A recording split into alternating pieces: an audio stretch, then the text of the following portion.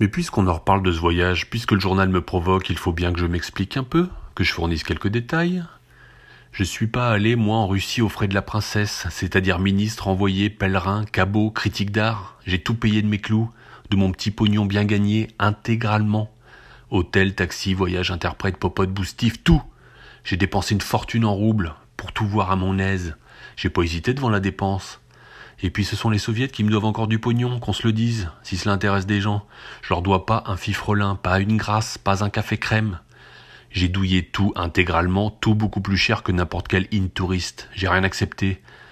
J'ai encore la mentalité d'un ouvrier d'avant-guerre. C'est pas mon genre de râler quand je suis en dette quelque part. Mais c'est le contraire, justement. C'est toujours moi le créancier en bonne et due forme pour mes droits d'auteur et pas une traduction de faveur, ne confondons pas. Ils me doivent toujours 2000 roubles. La somme est là-bas sur mon compte à leur librairie d'État. J'ai pas envoyé de télégramme, moi, en partant au grand Lépidor Staline, pour le féliciter et l'étreindre. J'ai pas ronflé en train spécial. J'ai voyagé comme tout le monde, tout de même bien plus librement puisque je payais tout, fur et à mesure. De midi jusqu'à minuit, partout je fus accompagné par une interprète, de la police. Je l'ai payée au plein tarif, elle était d'ailleurs bien gentille, elle s'appelait Nathalie.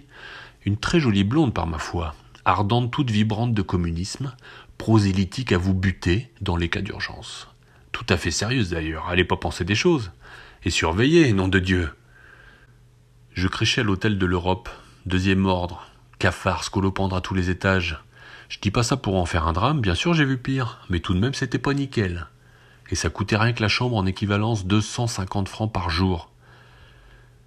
Je suis parti au soviet mandaté par aucun journal, aucune firme, aucun parti, aucun éditeur, aucune police, à mes clous intégralement, juste pour la curiosité, qu'on se le répète, franc comme l'or. Nathalie, elle me quittait vers minuit, comme ça, alors j'étais libre. Souvent j'ai tiré des bordées après son départ, au petit bonheur. J'ai suivi bien des personnes dans des curieux de coins de la ville. Je suis rentré chez bien des gens au petit hasard des étages, tous parfaitement inconnus. Je me suis retrouvé avec mon plan dans des banlieues pas ordinaires, aux petites heures du matin. Personne m'a jamais ramené. Je ne suis pas un petit enfant. J'ai une toute petite habitude de toutes les polices du monde. Il m'étonnerait qu'on m'ait suivi. Je pourrais causer moi aussi, faire l'observateur, le reporter impartial. Je pourrais aussi, en bavardant, faire fusiller 20 personnes. Quand je dis tout est dégueulasse dans ce pays maléfique, on peut me croire sans facture. Aussi vrai que le Colombier a essuyé des petites rafales de mitrailleuses en passant devant Kronstadt un beau soir de l'été dernier. La misère russe, je l'ai bien vue, elle est pas imaginable. Asiatique, dostoïevskienne, un enfer moisi, à rensort, concombre et délation. Le russe est un geôlier né, un chinois raté, tortionnaire, le l'encadre parfaitement. Rebut d'Asie, rebut d'Afrique, ils sont faits pour se marier. C'est le plus bel accouplement qui sera sorti des enfers.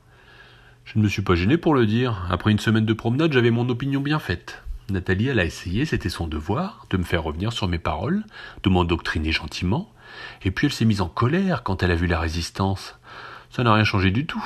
Je l'ai répété à tout le monde, à Leningrad, autour de moi, à tous les Russes qui m'en parlaient, à tous les touristes que c'était un pays atroce, que ça ferait de la peine aux cochons de vivre dans une semblable fiente. Et puis comme ma Nathalie, elle me faisait de l'opposition, qu'elle essayait de me convaincre, alors je l'ai écrit à tout le monde sur des petites cartes postales pour qu'ils voient bien à la poste, puisqu'ils sont tellement curieux de quel bois je me chauffe. Parce que j'avais rien à renier, moi. J'avais pas à mettre des mitaines. Je pense comme je veux, comme je peux, tout haut.